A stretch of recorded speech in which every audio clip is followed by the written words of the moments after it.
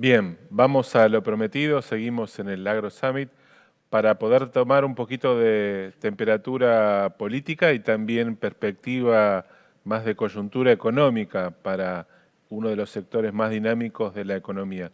Nos acompañan hoy para poder tomar estos temas Pablo Adriani, que es consultor en agronegocios de Pablo Adriani y Asociados, Ernesto Ambrosetti, también consultor, y Mariel Fornoni, socia directora de Management and Fit. Pablo, gracias por acompañarnos acá en los estudios y les doy la bienvenida a Mariel y a Ernesto que nos acompañan vía virtual. Bienvenidos. Bueno. ¿Qué tal? ¿Cómo les va? Hola Mariel, ¿cómo estás? ¿Cómo están? Todo bien. Muy bien. Ernesto, me gustaría... Muchas gracias, buenos días. Gracias. Aprovechen para los amigos para saludarse. Gusto, Hernán, estar acá.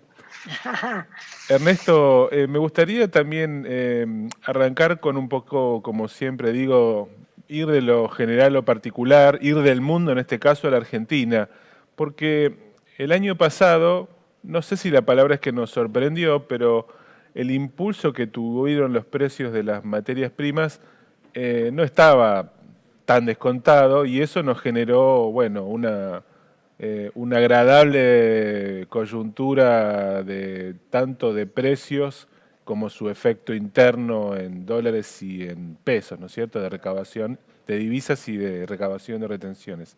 La pregunta es, ¿qué visión tenés para los mercados internacionales de lo que queda este año y para el próximo? O sea, ¿puede repetirse un escenario global favorable? ¿La demanda internacional nos puede ayudar a que esto vuelva a suceder o hay que esperar algo como lo que tenemos hoy? Bueno, Hernán, gracias por la pregunta. Yo te diría que el escenario se repite como había pasado ya en el gobierno anterior de Cristina. No sé si te acordás, por allá en el 2008, bueno, con Pablo los precios internacionales y el análisis de cómo evolucionó en ese momento y hoy. Creo que hemos tenido mucha suerte, ¿no? Con el rebote de los commodities o la mejora de los precios de los commodities. Acordémonos que cuando los commodities suben, también suben los insumos agropecuarios, que también son commodities, ¿no? O sea, desde este punto de vista, la ventaja no es solamente para los productores, sino que la ventaja es para toda la población, o sea, todo el país, la mejora de ingresos de divisas que vamos a tener vía exportaciones, y todo esto hace a una mejora en toda la economía, que era lo que necesitaba la Argentina. Yo te diría que el escenario es, como siempre, un escenario donde se incentiva en todo el mundo a cultivar, a utilizar mayor cantidad de insumos agropecuarios y eficiencia productiva, respetando siempre y teniendo una relación muy amigable con el medio ambiente. Todo esto tiende a un aumento de producción en el mediano plazo. Vos sabés que los productores de todo el mundo ven atractivos los precios y empiezan a producir mejor, en forma más eficiente y más eficaz. Y de este punto de vista tenemos la perspectiva de que en los próximos meses quizás se mantengan estos precios, pero que el año que viene, la próxima campaña, empiece a producirse mayor cantidad. Esto impacta en los stocks. Vamos a ver cómo evoluciona la demanda después de la pandemia. Acordate que muchos países están recuperando sus economías. Y bueno, todo esto tiende a un equilibrio, o sea que no es permanente, obviamente, la mejora de precios. Nunca lo fue en el sector agropecuario. Los tiempos son biológicos, las recuperaciones son económicas y financieras. Y bueno, y mucha apuesta a que estos precios traten de darnos una mejora en la Argentina. Pero hay un concepto que me gustaría decirte, Hernán, que es que la mejora de precios lo que ha hecho en la Argentina es tapar la pérdida de competitividad que venimos teniendo, o sea, la pérdida de los buenos negocios que tiene la Argentina ante el exterior. O sea que nuevamente estamos ante la suerte o la fortuna de que los precios internacionales nos salven de un cataclismo interno económico. Y esto es lo que nos debería preocupar. Acordate que la Argentina viene perdiendo en competitividad puestos, ya es el segundo año en el ranking de competitividad que estamos en el penúltimo lugar, justito antes de Venezuela, lo cual es muy lamentable, te diría. El único aspecto de la competitividad argentina que estamos con algunas mejoras en la infraestructura, que deberíamos continuar mejorándola, obviamente, y si querés después profundizamos sobre este tema. y donde tenemos un desempeño económico pésimo comparado con cualquier país, incluso de América Latina, sacando Venezuela, donde hemos tenido una eficiencia empresarial también muy baja, y ni hablar la eficiencia o eficacia y economía desde el punto de vista del gobierno, ¿no? Entonces todo esto hace a que un escenario que sea de precios atractivos, le dé prudencia al productor, porque no es sostenible en el tiempo, digamos, la sustentabilidad de una empresa agropecuaria solamente por los precios, sino por su competitividad. Y la mejora de la competitividad tranqueras adentro tiene que complementarse con la mejora de competitividad tranqueras afuera, y es lo que nos falta lamentablemente a los argentinos, ¿no? Pablo, vos tenés, como yo llamo, un ojo clínico para mirar el mercado desde, si querés, desde la parte financiera también, y me gustaría saber cómo es tu proyección, un poco me imagino que coincidirá con lo que dice Ernesto, cómo es tu proyección sobre un insumo clave para nuestra economía, que es el ingreso de dólares para este año y para lo que viene. ¿Qué tenemos que esperar? ¿Qué podemos esperar? Primero te voy a dar un dato que en el 2022 va a haber consumo récord en el mundo de trigo, maíz, soja, harinas, aceites. Todos los indicadores de los organismos internacionales están mostrando que el 2022 va a ser un año de consumo récord. Récord.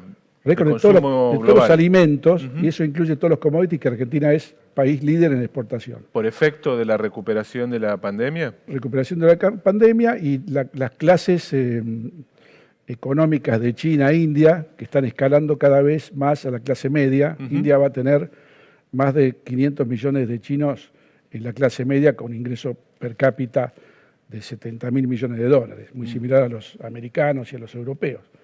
Entonces, esto te genera una demanda de alimentos que no solamente es China, es el resto del mundo. O sea que para Argentina es un paraíso soñado que lo que vos producís y exportás tenga demanda, como primer punto. Como segundo punto, el año 2020, para que nos pongamos en contexto, ingresaron de divisas por el agro 31.000 millones de dólares. 2021, 40.000 millones de dólares. 2022, las proyecciones que estamos haciendo en el estudio, récord de 42.000 millones de dólares de ingreso de divisas. O sea que es una buena noticia para el gobierno. El gobierno toma el país con 31.000 millones de dólares de ingreso de divisas, y el año que viene tiene 42.000. O sea, vos fíjate que el combustible, que es el dólar para el gobierno, está un poco asegurado desde el punto de vista del sector agropecuario. Y otro tema importante, ingreso de divisas. El año 2020, 6.000 millones de dólares. 2021, 9.000 millones de dólares. 2022, 10.000 millones de dólares. O sea que el tema es el timing de ese ingreso de divisas. Claro. Sí, porque no siempre entran cuando uno los necesita o cuando uno quiere, sino cuando en todo caso los operadores del mercado lo van dosificando. Y vos sabés que este evento, que está previo a la PASO, es un quiebre para la estrategia del productor de retener o no retener. Claro. Y respondiendo a tu pregunta, ingreso de divisas en la coyuntura, hay en este momento 22 millones de toneladas de soja sin vender. 22 millones. 11.000 millones de dólares. Y están en silobolsas. Exacto. Y 10 millones de toneladas de maíz sin vender. 2.400 millones de dólares. Estamos hablando de cifras de casi 15.000 millones de dólares que el gobierno va a tener que hacer el plan tentación para que el productor se desprenda post-paso y antes de las de noviembre, ¿no? Mariel, me gustaría preguntarte si crees que hay una comprensión de parte de la dirigencia política, una comprensión real de todo lo que representa el campo para la economía. Estamos hablando de números que tal vez cuando uno los traduce en dólares, bueno, claramente desde un sector más financiero uno tiene comprensión de lo que representa este ingreso. Pero en el todo, ¿vos creés que la dirigencia tiene una comprensión real y trata el campo en función de eso? Bueno, no, debería tenerla, pero evidentemente no la tiene, porque bueno, las medidas que se toman así lo demuestran, ¿no? Y yo no quiero creer a esta altura que sea solo un ensañamiento, porque es el mismo gobierno que ya sufrió las consecuencias en el 2009, ¿no? En la elección de medio término del 2009, cuando Cristina, después de la crisis del campo, llegó con 20 puntos de aprobación, menos de 20 puntos, y bueno, después recuperó y llegó a 26 puntos para el momento de las PASO del 2009, que terminan jugando con todas sus fuerzas, porque era una boleta en la que estaban Néstor Kirchner, Sergio Massa, Daniel Scioli, y pierde por 2 puntos con un casi recién llegado a la política, que era de Narváez. De algún momento, en algún punto ese es un quiebre, ¿no? No solo por lo que representaba en términos de ingresos, sino porque me parece que lo entendió mejor la sociedad, que salió al respaldar el campo fuertemente, más allá de la política que quisiera seguir el gobierno, y que todos sabemos que en algún punto llegó a pensar Cristina en su propia renuncia, ¿no? En ese momento. ¿Vos creés, Mariel, Dos veces con la misma piedra, ¿no? Es difícil. Claro, de manera que la pregunta es si eso puede cambiar un poco el comportamiento actual del gobierno con el campo. Lo que estamos viendo es que hay intentos de encauzar un diálogo que por ahora no sé si están dando el resultado, como decía Pablo, de generar este operativo seducción. ¿Cómo lo ves vos como observadora desde, si querés, no desde la política interna, pero ¿cuál es tu mirada política sobre cómo se está moviendo el gobierno con el campo? A ver, a mí me parece que hay medidas de seducción en el campo como en un montón de otras cuestiones, pero que no terminan tangibilizándose. Y me parece que esto tiene que ver también con que el liderazgo es compartido, ¿no? Y que es una coalición de gobierno donde no toda la decisión la tiene el presidente, por lo menos eso es lo que así parece, porque hubo casos muy concretos. El caso de Vicentín, cuando el presidente había anunciado algo 15 días antes, se había manifestado de una manera, y 15 días después aparece tomando una decisión en sentido contrario, prácticamente sin anuencia, sin conocimiento, no sin anuencia del propio gobernador de la provincia, ¿no? Entonces, bueno, la verdad que me parece que tiene que ver con que este es un liderazgo bastante compartido y que no es solo el presidente el que toma las decisiones, por lo menos eso es lo que así parece. ¿Hay una correlación histórica? ¿Se puede extraer una correlación histórica entre el campo y las preferencias electorales? O sea, ¿se puede identificar de alguna manera?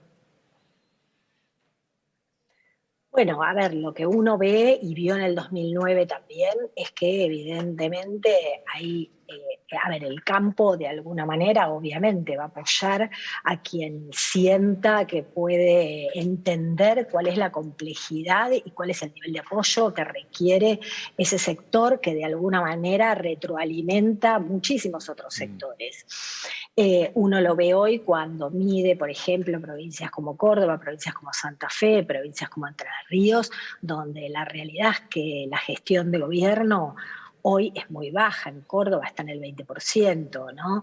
Entonces, ese nivel de aprobación después tiene un correlato, obviamente, con los votos, porque en las elecciones de medio término la gente lo que hace es revalidar o no el rumbo que está tomando el gobierno. Si solamente el 20% te aprueba, la elección va a ser bastante difícil para el oficialismo en esos lugares. Entonces, de hecho, sí tiene una correlación. Ya voy a volver a vos, Mariel, para que nos des un poquito más de números finos, si querés, sobre lo que estás viendo en términos de la próxima elección. Y me gustaría preguntarle a Ernesto sobre algo que él mencionó que tenía que ver con infraestructura. Una preocupación es, bueno, si el campo todavía puede dar más allá de lo que nos demanda el mundo, y mencionaste que una de las cosas que estamos perdiendo es competitividad y, entre otras razones, por la falta de una infraestructura adecuada. ¿Qué deberíamos listar como prioridades en ese tema? Bueno, antes de contestarte, Hernán, si me permitís un minutito, quería hacerte un comentario en base a lo que hizo Pablo y Mariel. Vos viste que Pablo te comenta que todavía hay por vender cerca de 15.000 millones de dólares en granos. Exacto. Bueno, y como te decía Mariel, hay señales contradictorias para el sector agropecuario, ¿no? Tanto lo de Vicentín, la apertura, el cierre de las exportaciones, es decir, no hay certidumbre. Y cuando vos no tenés certidumbre y tenés una política económica que, por ejemplo, en este momento está sosteniendo el precio del dólar oficial, obviamente estamos hablando, por una estrategia de elecciones, entonces la falta de esa certidumbre hace que el productor se mantenga en la moneda que conoce, que la moneda que conoce el productor es el grano, y a través de grano puede, y los planes canje, puede adquirir sus insumos estratégicos. Y eso es fundamental para tener eficiencia en la empresa. O sea, yo voy a hacer el canje de mis insumos estratégicos para tener eficiencia productiva, una relación más amigable con el medio ambiente y de esta forma poder tener sustentabilidad empresaria. Bueno, esto te quería comentar. Y aparte de esto, lo que vos decís, la infraestructura es importantísima, ¿no? Ya desde el punto de vista de la infraestructura interna, tranqueras adentro, que el productor viene invirtiendo fuertemente, la infraestructura de los caminos de tierra. Vos acordate que hoy la mayoría del agro no tiene transitabilidad permanente, hay 500.000 kilómetros de camino de tierra que no te permiten en muchos casos sacar la producción cuando la producción no es perenne, o sea, hay por ejemplo el tomate, por ejemplo la frutilla, si querés peras y manzanas, o sea, falta mucha infraestructura en lo que es a nivel regional. Se ha mejorado algo en lo que son las rutas, las rutas en general, los puentes, se han habilitado la posibilidad de utilizar bitrenes, que baja el costo, o debería bajar el costo del transporte a través de los camiones que llevan casi 50, pueden llevar más de 30 toneladas. Y todo esto haría a una mayor eficiencia. Pero fíjate lo que está pasando con la hidrovía. Hoy la hidrovía no tiene inversión, se ha decidido no invertir en una mejora en la profundización de la hidrovía. Tenemos la bajante más importante de los últimos 44 años y bueno, estamos perdiendo mucho dinero por la imposibilidad de hacer completamiento de carga en los puertos de Rosario e incluso lo que sería el traslado de toda la mercadería del norte argentino desde el puerto de Barranqueras a Rosario y después completamiento de carga si querés en Quequén o en cualquier otro puerto que se pueda realizar. O sea que la infraestructura en Argentina tiene mucho para avanzar, no tanto no solo a nivel regional, sino también a nivel nacional, en lo que es la hidrovía, en lo que es los ferrocarriles, a pesar de las inversiones que se han hecho en el Belgrano, todavía debemos profundizar y consolidar toda esa inversión, y que el ferrocarril compita con el camión. En la Argentina falta competencia intermodal, o sea, de los tres modos de transporte, en el mundo el más eficiente obviamente es la hidrovía o la utilización de los ríos o los distintos canales para sacar la producción. En la Argentina lamentablemente esto no se ha desarrollado, pero sí debemos consolidar la competencia entre el ferrocarril y transporte de carga por camión para lograr bajar los costos de transporte. Acordate que nosotros tenemos 3 días más de navegación con respecto a nuestros competidores para llegar a los mercados importantes del mundo. O sea que tenemos que ser altamente eficientes en la infraestructura interna y bueno, y esto requiere inversión. Lamentablemente la Argentina está en el ranking de inversión en lo más bajo del mundo. Acordate que la Argentina también ocupa o lidera en el ranking mundial de la carga tributaria y esto hace que la inversión sea baja. Y bueno, necesitamos recursos importantísimos para invertir en infraestructura que nos den eficiencia y eficacia para llegar con nuestros productos a todos los rincones del mundo, porque tenemos productos diversificados de alta calidad y a precios muy competitivos y debemos llegar con infraestructura eficiente. Te diría que es la historia, ¿no?, de la falta de infraestructura en la Argentina que nunca terminamos de mejorar lamentablemente. Así es. Pablo, vos mostraste una foto del mundo que es como tentadora, usamos esa palabra, para la producción. Ahora, ¿qué es lo que sentís que, digamos, que tienen en la cabeza hoy tus clientes? O sea, las empresas a las que asesorás, los productores, ¿cómo se están viendo frente a ese panorama? ¿Vos crees que hay vocación de todavía esperar con el silo bolsa lleno o que están viendo si hay alguna señal como para avanzar? ¿Puede darse de alguna manera un flujo de inversión que acompañe este escenario positivo?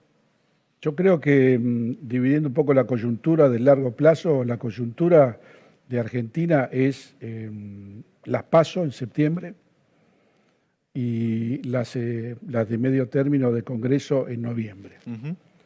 Y históricamente, previo a elecciones, y más en la situación actual, donde la incertidumbre es una palabra gigante, el productor no vende un kilo de nada.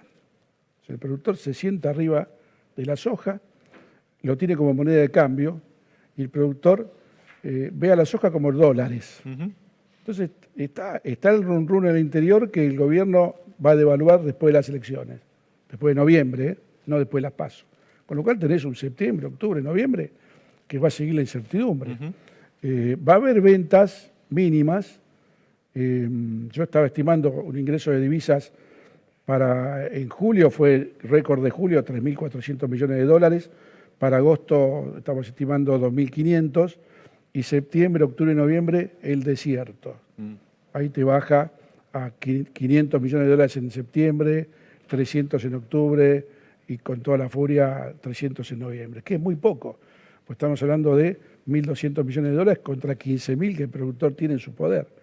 Entonces yo creo que desde el punto de vista de la coyuntura va a venir un cuatrimestre muy difícil para el gobierno, por eso digo el plan tentación para que tentar al productor a que venda, va a ser muy difícil, y desde el punto de vista a largo plazo, siembra récord de maíz, siembra récord de trigo, soja baja la superficie porque tuvieron pérdidas por la sequía, entonces el productor va a maíz y va al trigo soja de segunda, superficie récord sembrada en Argentina para el año que viene, o sea que el productor da respuestas cuando tiene una rentabilidad razonable, porque dentro de la competitividad que mencionaba Ernesto, y creo que lo mencionó el presidente de la Rural, el 33% de retenciones a la soja son $180 por tonelada de castigo al productor. Te doy un dato cortito. El productor brasilero, americano, vende la soja a $500, el argentino a 330, Claro. el paraguayo a 510, el boliviano a 508. Entonces es mucha la desventaja y aún así seguimos siendo competitivos. ¿Por qué? La pampa húmeda y la tecnología, o sea, la tecnología genética. Hace 10 años la soja rendía 2.500 kilos. Hoy rinde 5.000, 6.000 kilos. Se duplicó el ingreso de la productividad. Bueno, Mariel, ahora vamos a dejarte para el final. La última pregunta es, bueno, un poco queremos que nos des tu evaluación sobre cómo están los números hoy de cara a las PASO, por lo pronto lo que estés viendo, y también un poco, bueno, acompañar con un análisis breve sobre qué representa para vos la aparición de candidatos que no vienen del riñón de la política, que tenemos médicos y economistas nuevamente presentes en las listas como en una proporción tal vez mayor a la que estábamos acostumbrados a ver. Acostumbrados. Bueno, a ver, como les decía antes, esta es una elección de medio término donde de alguna manera siempre lo que se pone en juego es si la gente apoya o no al gobierno. Es una elección nacional que se juega provincia por provincia, pero que siempre mediáticamente lo que termina resumiendo la elección es que pasa en la provincia de Buenos Aires. La verdad que a nivel nacional nosotros hoy vemos que el presidente, de acuerdo a nuestros números, tiene aproximadamente, lo tuvimos en la última medición, 33% de aprobación, previo al escándalo, digamos, de la foto, probablemente tenga un poco menos ahora, pero ronda el 30% y yo creo en general eso correlaciona bien con los números que el oficialismo saca en las elecciones, que yo creo van a rondar entre el 30 y 35% a nivel nacional. A ver, si el gobierno sacara lo mismo que sacó en la elección del 2019 a nivel nacional, bueno, estaría en una situación obviamente de clara ventaja, sobre todo en diputados. Ya en senadores la tiene, tendría minoría simple en diputados también y quórum propio. Que esto para la democracia sería un tema porque estamos con emergencia sanitaria, económica y mayoría y quórum en más cámaras. Si el gobierno saca un 15% menos de lo que sacó, digo porque es difícil los números por provincia, ¿no? Un 15% menos de lo que sacó en la elección del 2019, ya ahí queda un Congreso bastante equilibrado. Hay que ver si ese 15% menos se concentra en una fórmula opositora o se atomiza en varias oposiciones. Si se concentrara en una fórmula opositora, te diría que hasta podrían tener una situación de privilegio esa fórmula opositora, quedarían con más diputados que el propio oficialismo. Si se concentra, no, quedaría el oficialismo con con más cantidad de diputados, pero de todas maneras en ningún caso llega a tener mayoría simple, ¿no? Eso es un poco el panorama. En el Senado también es un panorama similar porque no cambia demasiado. Yo creo que el oficialismo puede llegar a perder entre 1 y 3 bancas, pero bueno, no cambia demasiado la situación. Y después está qué es lo que pasa en la provincia de Buenos Aires. Vos sabés que en la provincia de Buenos Aires el peronismo unido representa casi el 50% de los votos. Hoy nosotros tenemos prácticamente 5 puntos por encima la fórmula del Frente de Todos, por encima de la suma de la interna de Juntos, pero bueno, la campaña recién comienza, Es así. Va en contra de lo que yo hago, pero ojo con las encuestas, porque se puede hacer muy poco trabajo presencial, la gente está muy apática, no responde, corta, no te quiere responder en la calle tampoco. Eso tiene una lectura, ese enojo de la gente, que uno de alguna manera lo contempla, Claro. ¿sí? Lo pondera, pero no deja de tener un grado de subjetividad, así que ojo con las encuestas. Y en relación a lo que me planteabas de los candidatos más outsider, me parece que sí, es lógico, bueno, obviamente que aparecen muchos médicos y aparecen muchos economistas, producto de que son hoy las dos grandes, fueron los dos ejes grandes de gestión que tuvo el gobierno. Tal cual. No hubo prácticamente otra cosa y siguen estando sin resolver y sigue habiendo incertidumbre, mucha en ambos. Hoy nombraron la incertidumbre. Si yo te digo la opinión pública, el sentimiento generalizado hoy es la incertidumbre.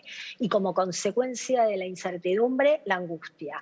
No sabe si va a tener trabajo, si se va a contagiar el COVID, si se va a poder vacunar, si va realmente, si los chicos van a ir a la escuela. Realmente hay incertidumbre y angustia en todos los ámbitos y eso obviamente lo paga la dirigencia política porque es más allá de que es una pandemia, la gestión de todo esto me parece que termina teniendo un costo. Entonces estos outsiders aparecen con fuerza, hay que ver cómo va. También la realidad es que si uno mira y dice, bueno, el peso grande de los outsiders, hoy entre la fórmula del oficialismo y de la principal oposición se llevan prácticamente el 80% de los votos. O sea que la verdad que sigue habiendo polarización y que el lugar de los outsiders es de nombre, pero tampoco es representativo, digamos, que pueden llegar a una... Sí, hay casos particulares, el caso de Milei en la Ciudad de Buenos Aires, por ejemplo, que concentra gran cantidad de jóvenes, que compite también con otro economista, con López Murphy, pero bueno, casi que se le acerca, ¿no? Y es un dirigente muy reconocido, de mucha trayectoria, de muchos años y muy valorado en la Ciudad de Buenos Aires. Y si uno mira por segmento etario, bueno, también concentra mayor parte de jóvenes, ¿no? Los jóvenes que van más atrás de este mensaje, digamos, disruptivo, antisistema, que le echa la culpa a la dirigencia política que está bastante divorciada de la sociedad, pero sobre todo de la juventud. No hay hoy candidatos que interpelen realmente, ni por características propias, ¿no?, de liderazgo, ni por temas que plantean a los jóvenes que están planteando otro tipo de problemáticas y que ven la política como mejorarle la vida a la gente, pero desde otro lado, desde más pragmatismo, menos ideología, más participo en una ONG y busco soluciones a temas concretos, pero no voy a un comité, ¿no?